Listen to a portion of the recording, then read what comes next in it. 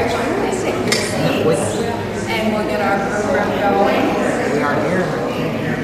Can't hear it? Here, hey. You want me to use my outside voice? That's what we always tell the grandchildren. Well, we'd like to welcome you on behalf of the Boone County Historical Society and the Boone County Public Library. I'm Betsy Conrad. I'm the president of the Boone County Historical Society, and I'm very glad that you came all the way down here to Petersburg to meet with us tonight. This is going to be so much fun. Barbara's going to tell us all kinds of great things, and I think you'll really enjoy it. And at least we're inside, because Bruce just told me that it's pouring down rain outside. So for us. All right. First of all, and this is always our little order of things, let me remind you to turn your cell phones or other like devices down. And if you did not yet sign in the registration form, I think it's still back there on the back. You can do that later. Oh, Don's got it right here. So be sure to grab that out of his hand and sign your name so we know how many folks were here. And if you've got an email address, just jot that on there too. That'll help us a lot, because sometimes we can send out emails about changes in plans or whatever. And then on the table back there, which is really the counter, where we'll serve refreshments later, but you'll also see the meetings of last month's, the minutes of last month's meeting from our secretary, Pat Yanarella, and there's probably some other things back there too. So if you've got questions about any of those documents, please see Steve or Pat or myself after the meeting. And also also on your seats, you'll see a little paper about the Heritage Day program that we're having Saturday at the little museum, which is right behind the county administration building. And please come out and see, and bring, if you've got something around the house that was grandma's, bring it. We'd all love to see it. I've got some old things. My son had a collection of old railroad lanterns, so I'm going to bring one or two of those. So you just bring stuff, and we'll find a place to set it, and we'll enjoy seeing each other's goodies. It's kind of like show and tell. It's good. And also back there on the back are some books that are for sale and our membership applications. And then, as a matter of fact, one of our website coordinators, Jim back there, he's got an article reprinted from the website about Mr. Chapin, who was the man who donated all the money for this building and the library. And I think 6,000 books is what someone told me that he donated. And if you want to learn about him, either go to our website, and there's information about our website back there, or pick up one of those papers on Mr. Chapin. I don't believe we have any other business to consider. So what I'd like to do is simply tell you about our speaker. I really don't know a lot about Barbara, but I'm going to ask her to tell us about her. How did you get to know so much about Petersburg? How did you learn to grow up here? And that kind of thing. So you come on up here, Barbara. Barbara Horton, let's welcome her.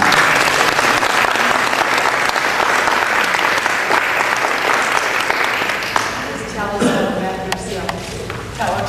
Okay, thank you. I'm Barbara Horton, and I moved to Petersburg in 1972 when I married Scotty Horton, and we bought a house down on Front Street.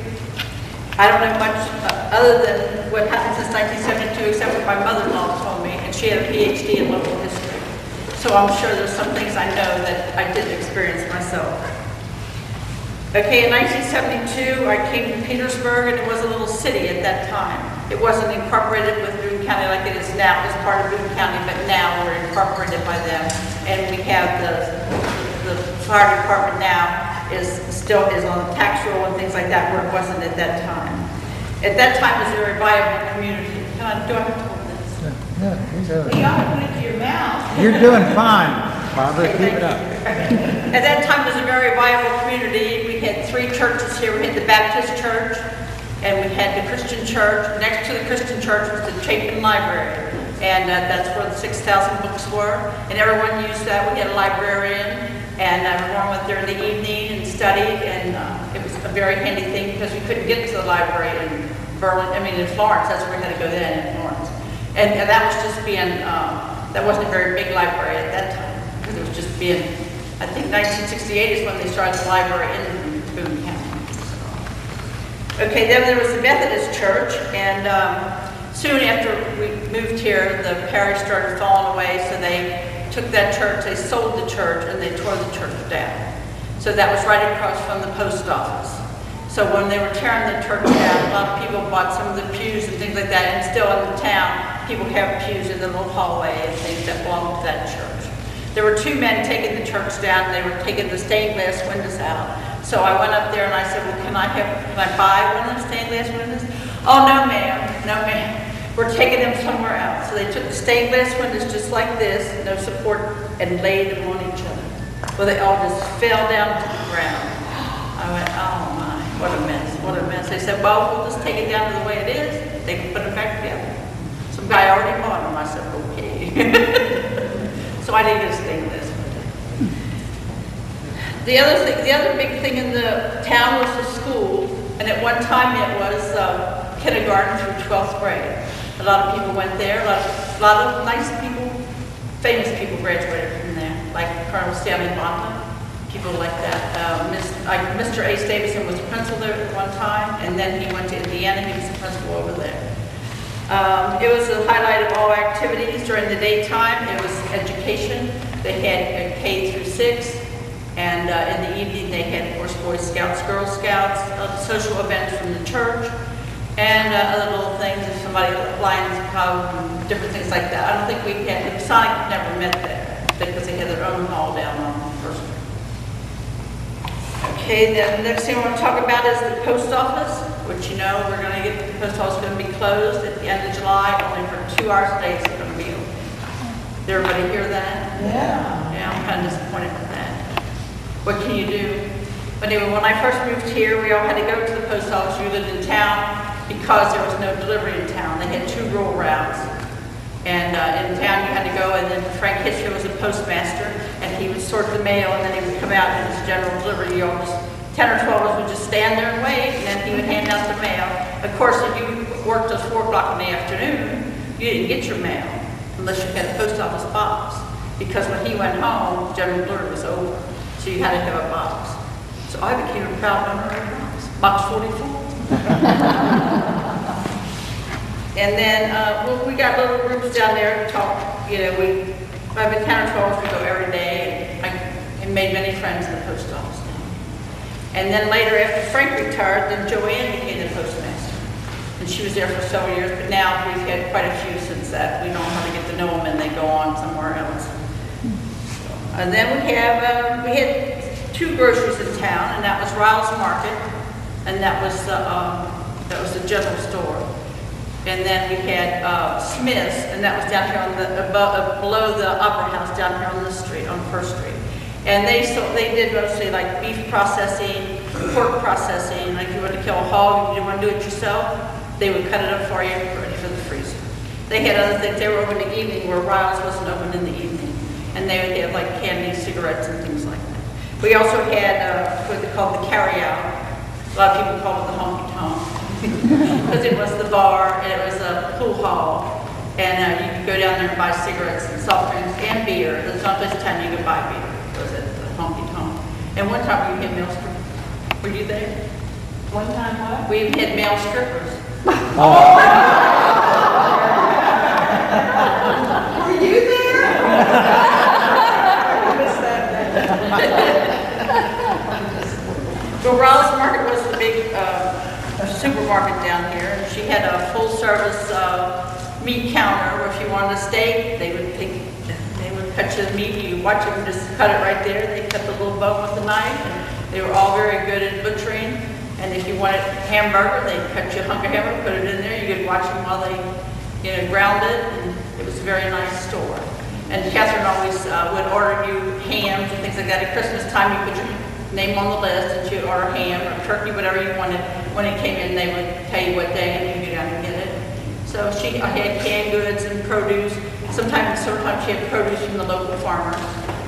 And she had a unique way of having her credit system. There was a box about this, oak box, had all these slots in it. And then when you bought something, she would take your sales slip and put it in the box. And then you could shop all week and then pay for it on Friday when you got paid. So it was very nice. Kevin helped out a lot of people in the neighborhood. She, any kind of event, whether it was church events or Girl Scouts, Boy Scouts, anything you had, schooling events, she would donate ham or hot dogs or whatever it was. She would donate, when we had a little dinner or something. So she was a wonderful person. She passed away this year at 95. Then next to the Riles Market was a little gas station. It was owned by Elvin Pat Helms. And he had gas out in the front, and then he had other things like spark plugs and things to do with your card. So then when he would close up the shop at 5 o'clock, then his son, Junior or Rip Helms, he worked over at M&I as an engineer. He would be down in the evenings, and he would pump your gas for you if you needed any in the evening. Across from his gas station in Catherine's store is the Masonic Lodge, and that's the Elvin Pat Helms Masonic Lodge. And they still have meetings today. I think they meet on Tuesday evenings, but pretty many people come down there still. They had to move the lodge from upstairs to downstairs because the members are all getting older. Can you imagine that? Okay, let me see what else. Oh, and then later on, we had 2 gas stations that came out up by the road up here. Hubert Ligon started one on the right-hand side, and Donnie Story had one on the left-hand side. Now this building, you can still tell that's a gas station up there. Donnie, he had regular garage service. You could take your car in there and he would fix it, put shocks on it. Anything you needed, he could do it. At Hubert Ligon's, it's his made to a house now. You can't even tell where that was. But he had just candy, cigarettes, stuff like that.